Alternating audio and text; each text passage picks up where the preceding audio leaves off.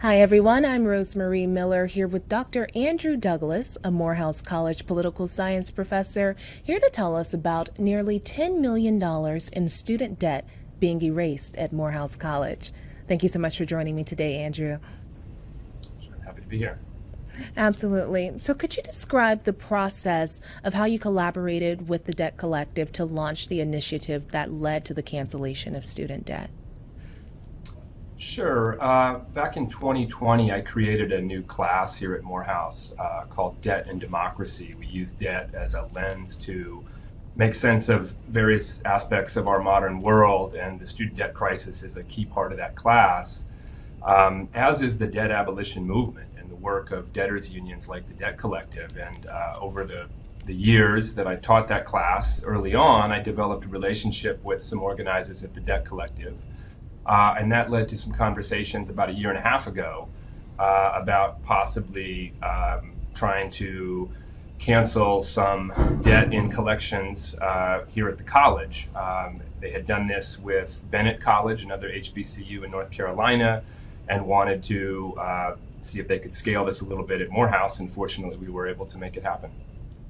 And you started this class in 2020. I know Robert Smith, he got the student debt canceled for the graduating class of 2019. Did that influence your decision at all? Yeah, I mean, I was there at the graduation ceremony when he made that announcement, and of course that made national headlines. And I got to thinking about how Morehouse in particular, but HBCUs more broadly, really needed to use their platform to advocate for some policy change on student debt relief, but also some bigger sort of structural changes to how we finance higher education. And so I thought that that was a moment where we could really extend the platform and try to sort of build on the buzz that the Smith gift brought. And so that led to me developing the class, and we're taking it step by step, trying to build a bigger community of debt advocacy among HBCU students and alumni. And so, could you tell me some of the practical implications of this debt cancellation, such as students' ability to access their transcripts, go on to a graduate school, or receive their diploma? Right. Yeah. I mean, I've heard from a couple of students who have had $15,000, $21,000 in debt eliminated. So it's been huge for them. Almost 3,000 students were impacted by this. As you said, it will allow them to get their transcripts. It may allow them to re-enroll if they've had to take a break from their studies for financial reasons. So it has both a real material benefit for those who receive relief, but as we were just discussing, it also has kind of a bigger symbolic benefit for the broader debt abolition movement, and that's really what I'm hoping we can use this opportunity to build upon. Mm-hmm. And I know you mentioned other HBCU schools. Are you collaborating with them as well?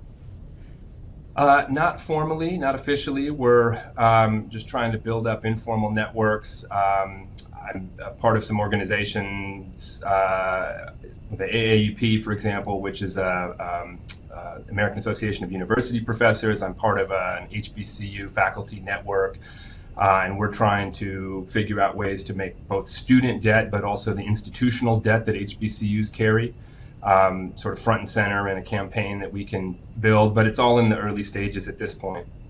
Mm-hmm. And I'm curious, could you talk about the significance of the student debt crisis for Black student borrowers? Yeah, we know it disproportionately impacts Black student borrowers. They tend to carry more debt proportionally than white student borrowers, and they're impacted. It impacts them far more significantly than white student borrowers.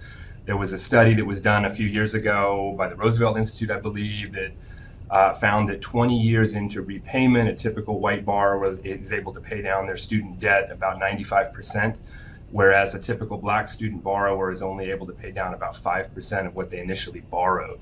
And so what we can take away from these kinds of studies is that because of the way we finance higher education and put such a debt burden onto the shoulders of students and their families, and because of the way that disproportionately impacts Black student borrowers and their families, the pursuit of a college degree nowadays actually exacerbates the racial wealth gap, right? So that narrative that we're told that we've got to promote educational access and educational opportunity for Black students as a way to reduce or cut into the racial wealth gap, it's actually having the opposite effect precisely because of the way we finance higher ed and because of the debt crisis.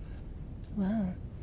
Well, Andrew, can you share some lessons or insights that you've learned from this experience that you would suggest to other colleges and universities? Yeah, I mean, I think when we think about finance and higher education finance and teaching about that in schools, high schools, and in college spaces, oftentimes it's narrowly conceived in terms of financial literacy, trying to give individual students the kind of tools that they need to be able to navigate the existing financial system to their personal advantage, to their private advantage. I really think we need to resist that, especially in higher education, and try to give students the tools to critique and understand how the financial system works, how it perpetuates and grows inequality and inequity, and we need to empower students to work together, as the debt collective does, to try to build some collective power to make policy changes, so that we can really transform how the financial system works and not simply try to help a handful of students navigate it more effectively to their benefit. And speaking of policy changes, have you spoken to any lawmakers? Not personally. I'll sort of leave that to the work of the Debt Collective. They've done some fantastic work with the Biden administration and the Department of Education. I'm much more interested in trying to build some grassroots solidarity in my immediate surroundings. And so, I've gone through 4 or 5 iterations of this debt class now, about 50 students each semester. So we've got a couple hundred students who have gone through this class here at Morehouse, many of whom stay in touch with me, thinking about how they can, advocate for debt relief and to transform, our higher education finance system. And so I just want to keep building that kind of grassroots energy from where I am. Thank you so much for joining me today, Andrew. Sure. Thanks for having us.